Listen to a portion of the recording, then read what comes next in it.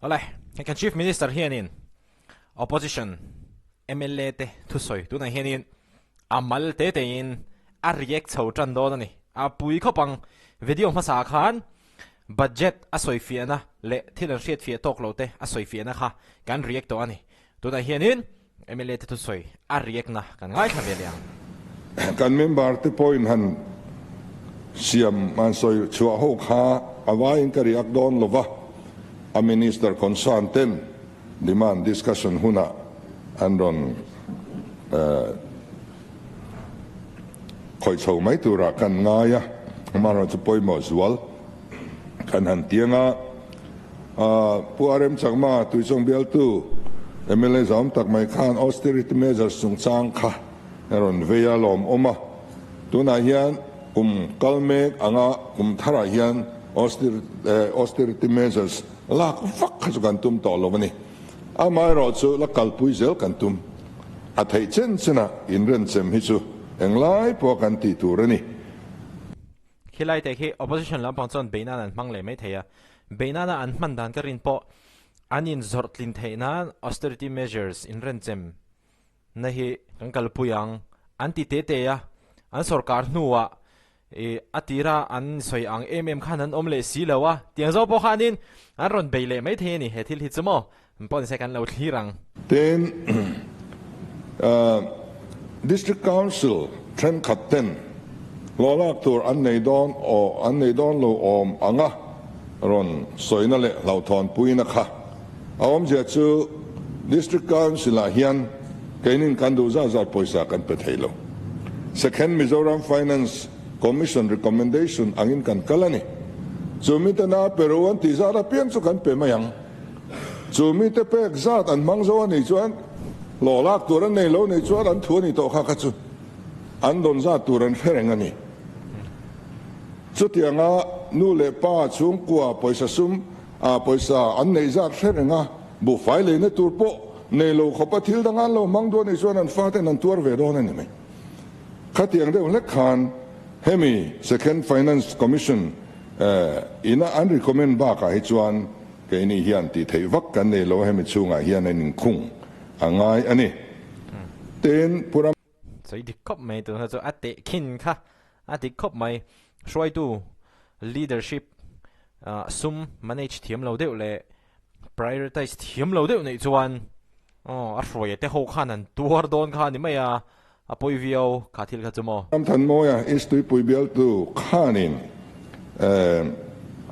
aron soya revenue deficit chung chang kha kan soi fel to kha chu ni china khan ka changin ka ria video ma sa kha enangai he chu e kan surplus le to don ti kha kan soi ni kha ten member thren khat khanin ke ni chuan kan puk ve lovang in ti lon kan la ve lovang in ti min ti vak maya kha post speaker azia ke mo a video mo approve na nei theise ka du le mai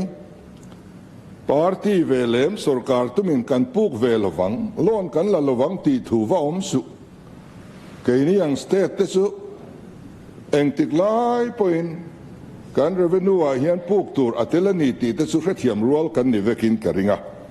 amaro chu khati lai sarkar ma sahuna kan ramdin mun kan soya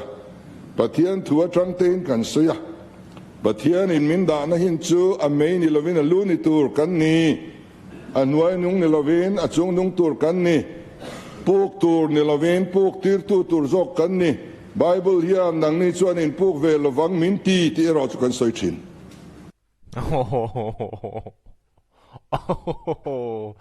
ai tin tak opposition in ron chang mo khitianga an soina hini chon in kan puk ve lawang lon kan la ve lawang tia an soina clip te ang kha khami kha an ron the dar le mayangem emo the dar tur ron om mayangem ti te po kha hlau thon om pui khop mai pon seng an chief minister soi huai kan sarkar huna ZPM sarkar hian kan puk lowang lon kan la lowang kan ti chu ka ring mialo chu wang chuan heng hi thu dik tok lo hi chuan ti lo thi ni langin a that ka ringa ten supplementary demand kha kan soi le vak maya ni lai zan in khom thu pui soi hunan honga soi ngam mang si lawa hon nuat tap sak zola soi vak kan ang khopin ka ngal hey sarkar kal phunga dang lam tak zia chu don ma zong zongin opposition atangin supplementary soi ho demand discussion kan ngem china soi ho kan sak ruling lam khan soi ho an ngam ngai tlat lo mai ni enga tinga heti sa kan pass lo poisa hi lo om tak ti kha soi ho kan dua an ngam chin lo wani voina chuan ke ni lamin kan ngam em opposition lamin soi an sak tlat lo ei sarkar kal phung thar in thak dang lam na sa tak chunin ka ria kan tran na in thak ta tlat maya chu ti chung chuan rem le rem lovin soi ngam lo ni fein a soi huna pel to nuwa voina kan han soi le hloma chu wang chuan supplementary demand hi enga tinge lo tam tak kan ti chuan sarkar kal masa leiba kan ru sak angai nem emni chu chu ni mai TPN price te ke ti thangan sans ti te ganga wal ti ringot po kha fam pathum lek kum tam thak chung leiba an lo rul thailo kha vai bel chu somni paruk chuang ani het de wasin inersi bil te penalty interest te sarkar masa an khrim man kha poisa heti za din choi ngan tia keinin kan choi ta lau sia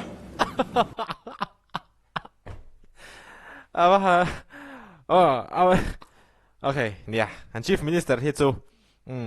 offense kani ama se trong kam hi athiama ama he fiam thu chu direct chu na tho chuang lo ama ro chu atong kam man thi he ta anui za thak ka ti ni enge in ngai ve dan chu ka chuang lo wa angai pol chon in ngai via wanga a than pol chon in than via wanga hi tianga atong kam lom shim ke mani ang ta hi chai chief minister chu chheve hi chu fiam thuang reng dewan soi to tlema sarcastic de lek mei nei ma singi omlu tok silo atiamian kap ver hi chu ke hi chu afani ni halom mo mani hey 15 finance commissioner penalty interest an choi hi nuai somsari pakhat zet ania district council and minority affairs are hian excluded area sum ahunan peklo sang ni som pakwatanga som ni kum khala ni dai leng halani chu nuai som pani point pathum kan joy boka ti chuan MGNREGA a hian an sarkar lai mi bokha ardia emazat kan joy boka PWD a pei chuan PMGS waya an lo bat hi nuai zathum som ru pakhat point pathum pakwa kan rul saka ti chuan you will be grant ahuna an lo pek lo penalty interest hi UDNP hian nuai sari point pakhat panga kan ru sak boka ti chuan health grant 15 finance commission in aron pek adong tu turtena an pek mai lo sang ni somni pakhat le somni pak ni inkarami chu athem nahi nuai zani somli pasari point pali pasari kan soi bok ani tiang chu ania aom zia tak chu kan ma kal te khan an lo pal khuwa kai ni kan ha chiu ta ni ber mai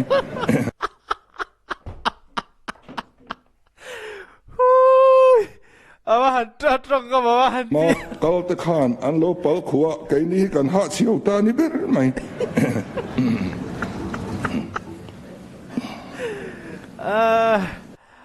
trong ka ma han thiam em sarkar masa te ba kan rule ta sa ati na ang ani ten finance asum datam ti ani a finance asum hi finance department mantur ani lawa department dang ho mantur vek zok ani a finance department zon an lo tur let lep sa an mangang entinan han holding an ti te PMJVK han ti te nakina aski malo kalanga department hovin minister travel and priority anon siamanga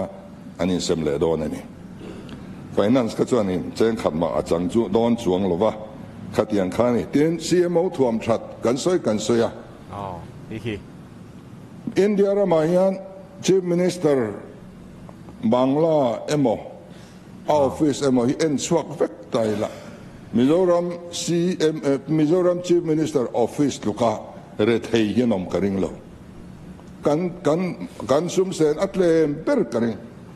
amaro chutuna chon dashboard te kan le ngai ta kan hu na ngai supervision kan tina sat to wangin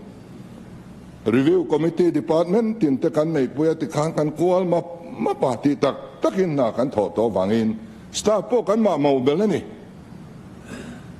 ten room po kan ma mobile ni dikcha chon space a om mangang lawati thei to lawa tuna building son la dai sen chuanin hei aya liana chief minister office chei hi atul ngoi a chu ataka hetu kan nia he ta kan mi mala eng malu ta ni chuang lo chu kan fiat atha in karinga hi chu kan chief minister hian a sarkar lain CMO hi lo chei thain lo expand po ni se nakina party dangan ron sarkar huna khanin party dang te po khana ron chordon thawani hi chu tu po lo sarkar se party po lo sarkar se tu chief minister po lo nei la ha chu party tin nan ina kan chhor tur kha ania tuna nia an lo in be na kha chu a political game ti kha achiang ngoi mai ani ten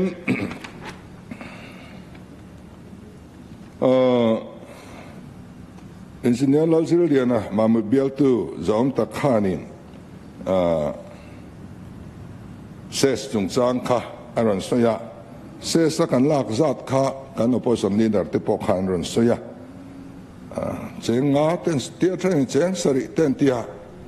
petrol le diesel liter khata cheng ni ve kan lani kha kan soi le point cheng ni iti tong wo Opu speaker kha tax difference arong kaldana se sakachu cheng li liter khata zel khan nia amaro chu a rate masa atanga increase na kha average in attention 5.11 tenia 7.15 Mizoram apo petrol pump hi muntin a rate nang lawa kha increase na laya kha ani karon switch ya hei Delhi Kwang Ben Ruala Lam kan ti fo are theine tura ke mani ke ding thei tura kan ing buat saina ni sia la lo chuan tu sarkar ma om thei lova chu wang chuan hei kumin budget thar tura te hianin sia thar eng ma kan ti lovin ka ria heng hi mi puiten kan tel veni tian fian nang kan du telani a then hi road a kong siam nang kan mang don ani hss hi kan kong a chia kan tia kan kong siam thana mi puin petrol diesel kan le piang in kong siam ne tur kan thotel ani tian riat kan duani ti chuan ri runuam takin an pek theinan ten education te namlo te tan te petrol kan le piang hian kan thotel ani ti in ria seng kan du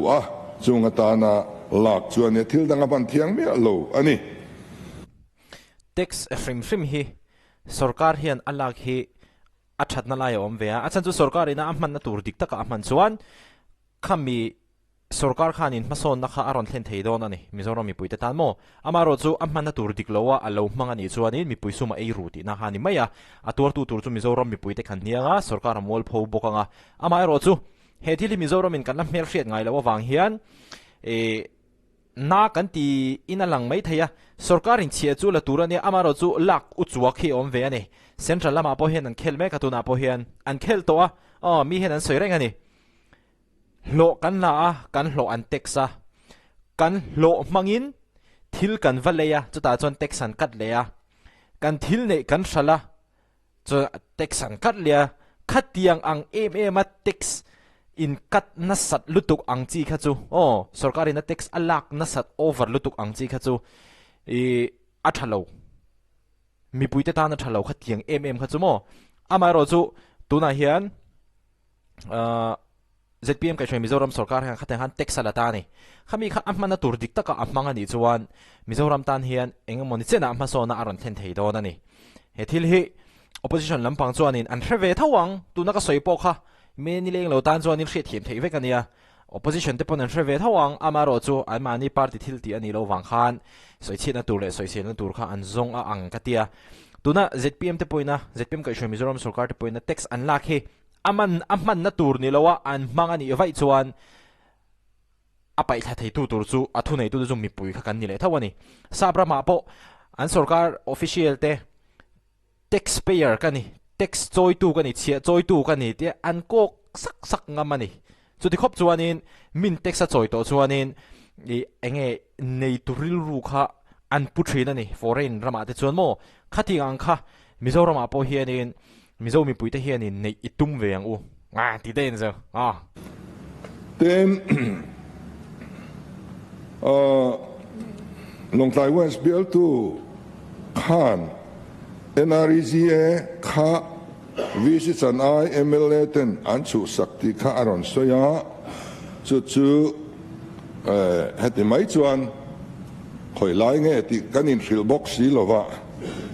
kan chang mai thiam lova ma ro chu chang tu ministerin hei hi chu demand soi huna aron chang fel thei tura ngai ta ila ten salary atla hiam enga tinge tiania nia figure dikhi kan warani peni chuan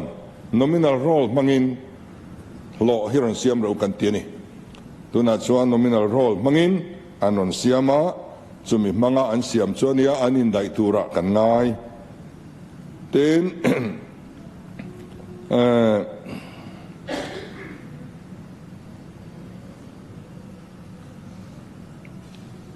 kan state nuai bi ka hi chuanin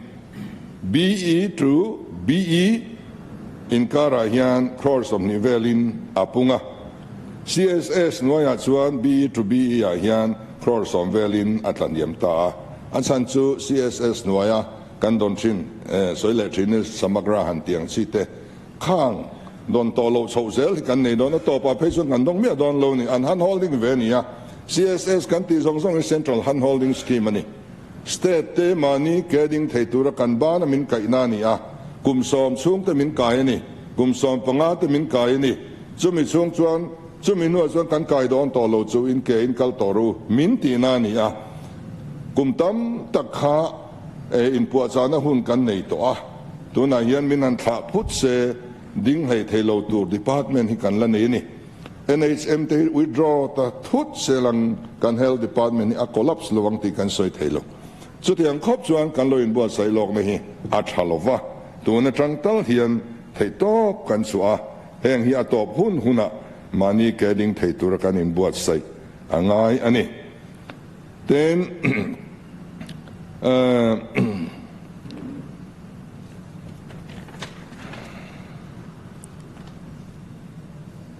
Sihabial to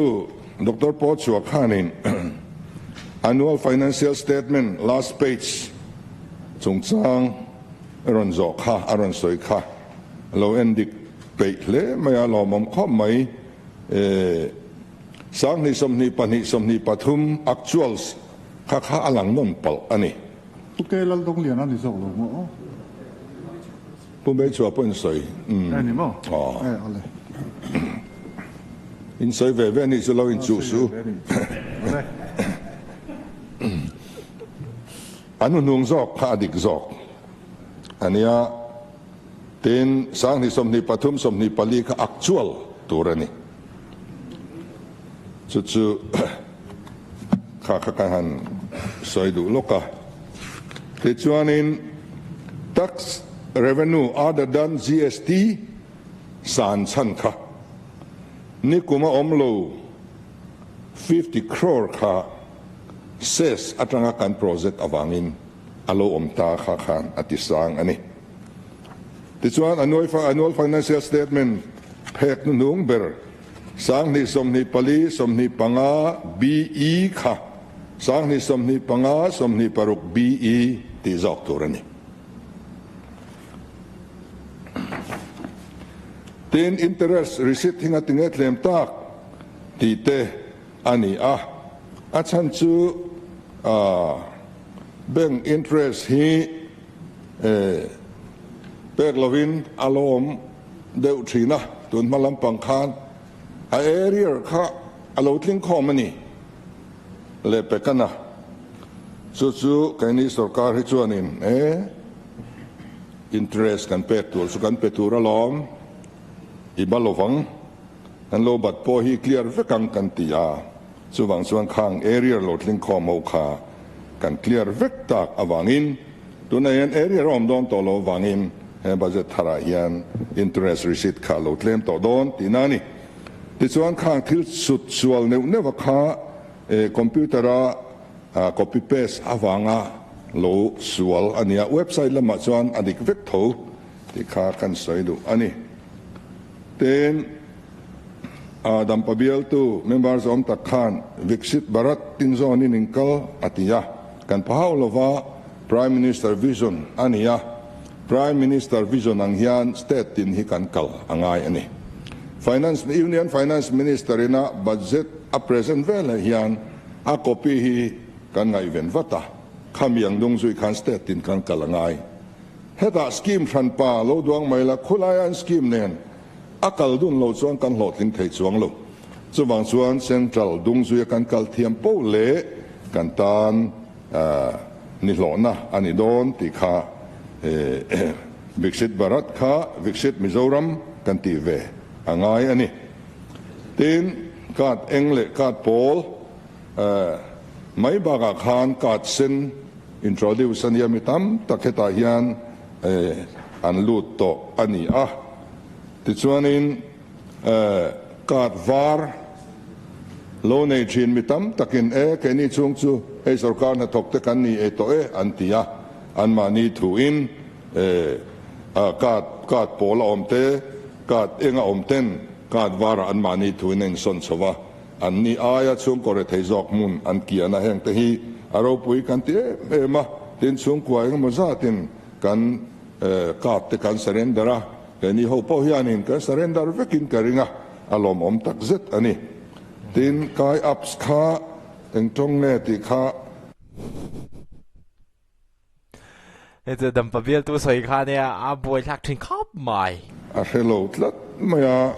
kan dam Pabiel tu khanin ei chu mi zo tong ani harlo kai kim kai ep lim dun pura bartale an lim ani happy ni kan lim chuan a tha ni mai we provide in bial in area I constituency network athat lo thu asoi kha ngan lo chin chiang thei tokin siam that kan tum don nia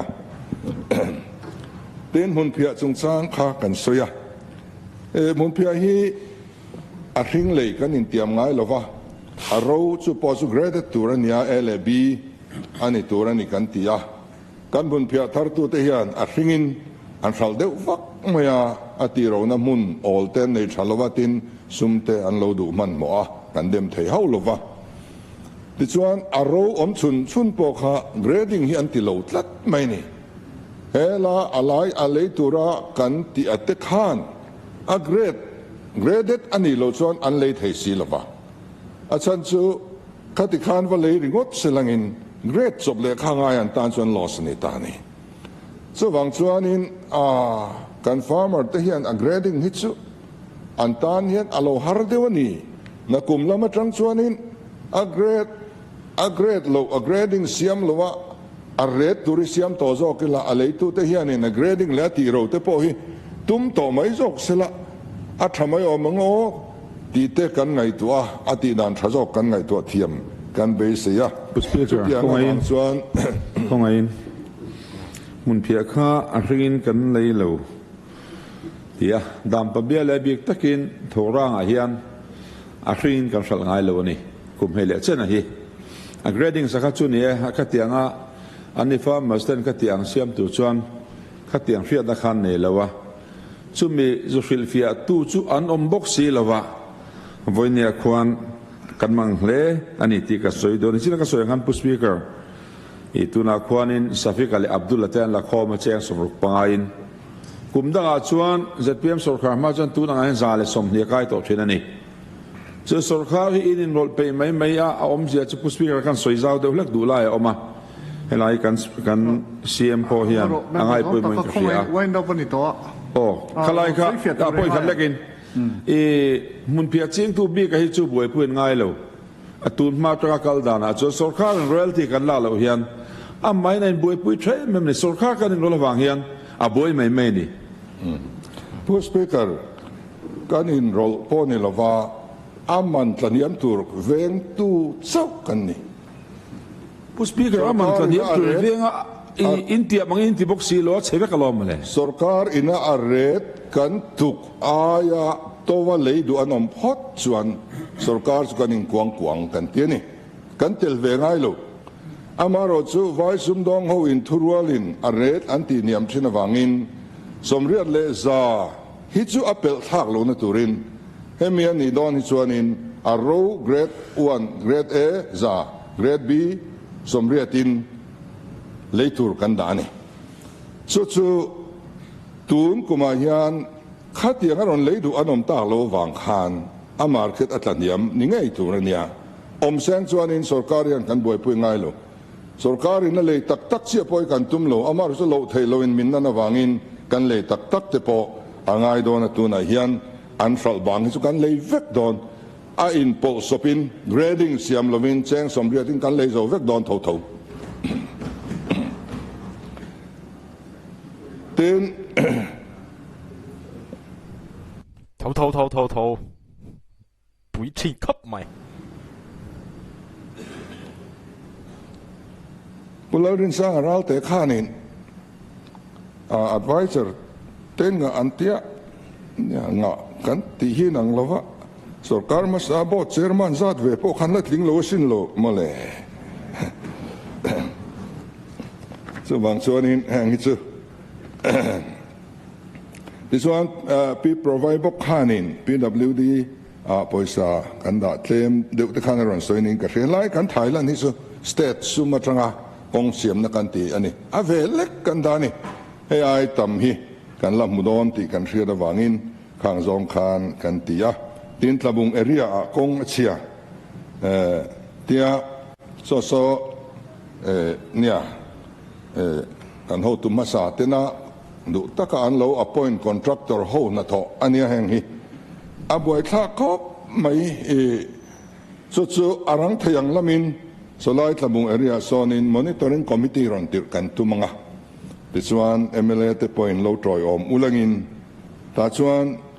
anorman mo dane mo action lak atrul ni chuan lak dan ture mo kan ngai tua angai ani tin healthcare chung changa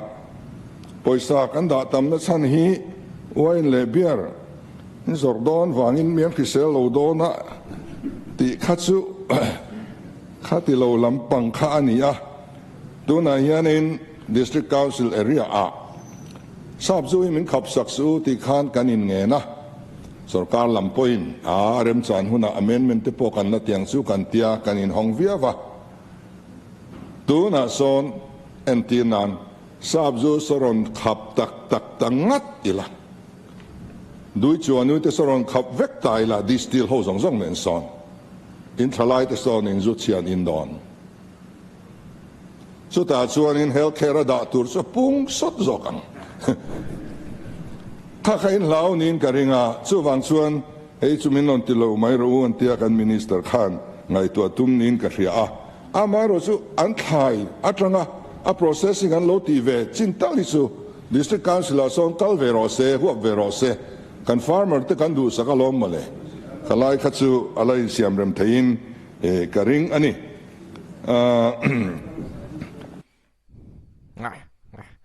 ai đâm bậy mày tên lẩu gái chả sial thế siam rem thein karing ani ti chuanin rooftop solar energy po hi a free in khopui MLA ten lo dong em ni kha ka chiang lova keinin kan dong ve lo thingtlang khan ti ania khriat sual aniang kan don chuan kan dong vekang kan vain khopui le thingtlangin opposition le ruling in kan dong dialang kha ka chu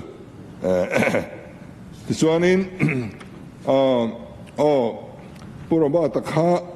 อิวสิดิกโลติข้าอันสอยเฟียลกกระดูอ่ะเนี่ยอิวสิดิกโลเห็นโลติช่างโตขบมาอันโซมาเห็นอิวสิเห็นโลเทลูเดวเวกไม่เห็นโลเนี่ยอามาข้าเชียงเบอร์โปลนี่กันริงแรงเนี่ยจู่ๆเซ็นทรัลลัมตัวนักการหันดอร์เฮียนคุณลำปังข้านินไอ้ฮีรอนติมันมอรูนที่อิวสิกันละเทลูเทลกอันติขันการออฟฟิเชียลตัวเนี่ยนะเฮียนินจอกแค่ไงเลยเนี่ยรอนเทลูนไม่รู้เต้นโลติชีนั่นนี่ข้าเตียงนั้นน่าข้าสู้อันนี้ดงตู้ตัวเบริน่าสวยเซลโลชวนิน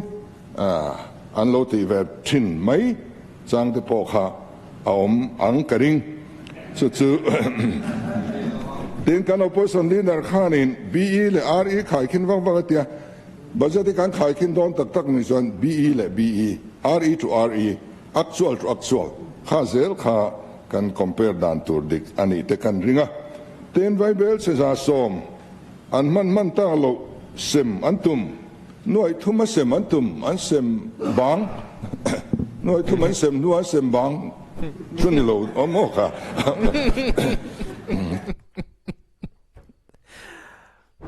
อังฮัลเต็มหน่วยเซมบางชุนิโลอโมค่ะข้าอันเคเล่ไม่อันเคเล่ไม่อะแกนี่จวนเสมีกันดูโลทายทันเลยนะกันมังตัวพวกกันมังเจ้าต่อเอ็งติงตุนบัจจตาลันโลเตียตุนอ่างเงลันอ่างกุมกัลตาบัจจตมีข้าล้อมตาข้า supplementary ลันได้ต่อค่ะข้าเสียลังอินติดชวนินเฮงกันหันติดที่ดาเบลอ่างไงชวนกันดาเบลเซลังติดชวนผู้สปีกเกอร์อัตบนั้นชวนิน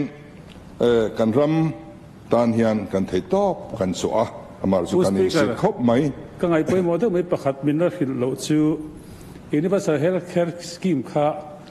ฟาสบิลลิงกันจะนังติค่ะอิสปิชาค่ะนอมาค่ะนี่กุมแล้วมากันเราเฟลตัว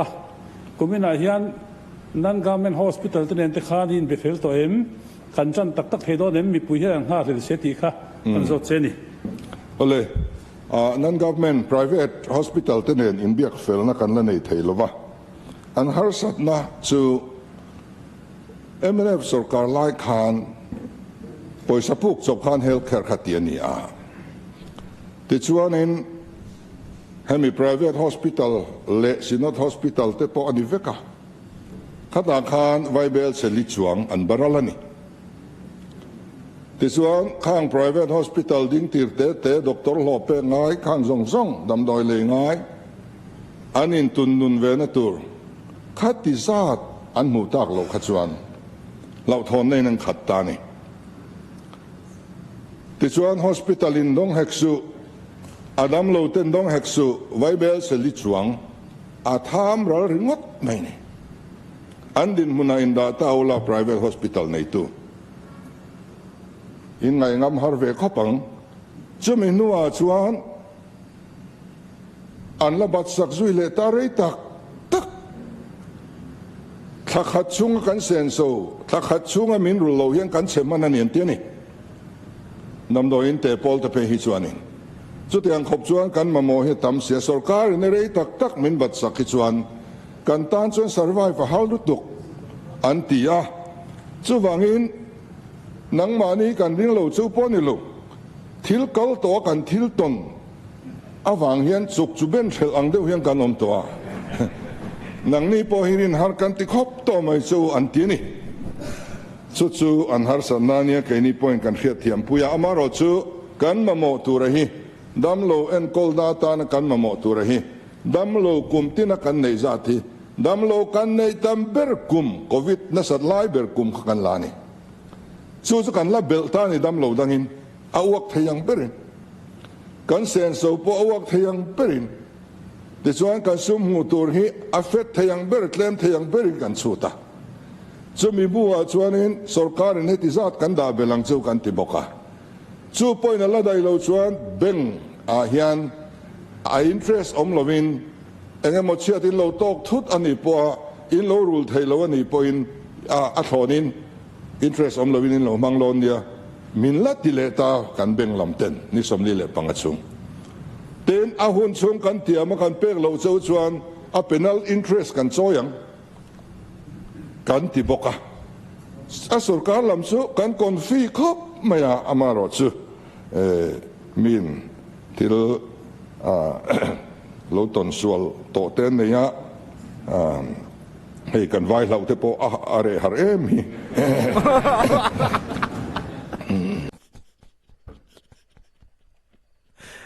Hey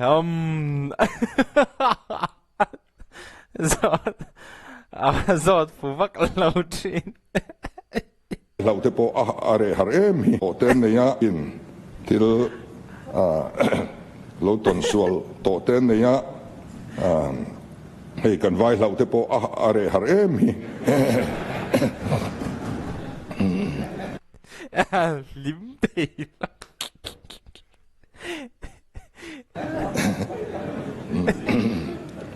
chu tiang ania wang chuanin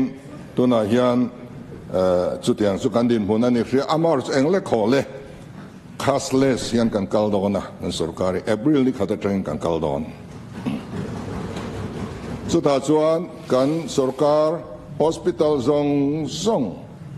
kan upgrade vek don kan ICU zong operational in kan siam vek don doktor an mamoni chuan kan lak bilang nurse an lak an mamoni chuan an mamo za kan la don kan civil hospital ho zong hi PHC le adang zong hi mi puiten tlom zoka anin en kol thaina turin chutianga upgrade chu kan tum mani ti kha kan chan na ni selangin ole pui don khop mai nurse le doctor te mamo zat zan lak bel don ti hyo soi ang tak khan lak bel ngi ron mamo phot chon atop nan chuan pu speaker in sit hian a khop maya kan thir tia hian kan du thua sambik mia lo amaro chu kan thei top kan chuani ti hi mi puiten min riat puiseng kan dua kan malak na reng hi sarkar